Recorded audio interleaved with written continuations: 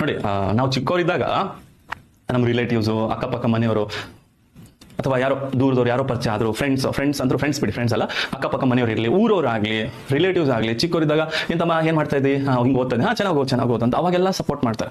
ಅದು ಒಂದು stage. Okay, stage 1 ನಾವು ಚಿಕ್ಕವರಿದ್ದಾಗ, ನಾವು ಸಾಧನೆ ಮಾಡದೇ ಇದ್ದಾಗ ಎಲ್ಲರೂ ಬೆಂತಾಡ್ತಾರೆ, ಮಾಡಪ್ಪ ಚೆನ್ನಾಗಿ ಮಾಡು.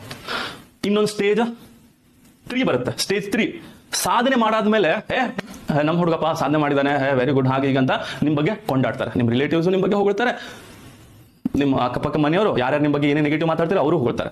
ಓಕೆ, ನಮಗೆ ಸಪೋರ್ಟ್ ಅವಶ್ಯಕತೆ ಇಲ್ಲದೆ ಇದ್ದಾಗ ಚಿಕ್ಕವರಲ್ಲಿ, ಅವಾಗ ಹೊರಗಿನವರು ಸಪೋರ್ಟ್ ಮಾಡ್ತಾರೆ, ಮಾಡು, ಓದು, ಚೆನ್ನಾಗಿ ಓದು. ನಾನು ಸಾಧನೆ ಮಾಡಾದ್ಮೇಲೂ ಸಪೋರ್ಟ್ ಮಾಡ್ತಾರೆ. ಆದ್ರೆ ಈ ಸ್ಟ್ರಗಲಿಂಗ್ ಟೈಮ್ ಇರುತ್ತಲ್ಲ, ನಾ ಸಾಧನೆ ಮಾಡಬೇಕು, ಏನು ಡಿಗ್ರಿ ಮುಗೀತು, ಈಗ ನಾ ಕಾಂಪಿಟೇಟಿವ್ ಎಕ್ಸಾಮ್ ಕ್ಲಿಯರ್ ಮಾಡಿ ಸಾಧಿಸ್ಬೇಕು, ಇಲ್ಲಿ ಸ್ಟಾರ್ಟ್ ಮಾಡ್ತಾರೆ.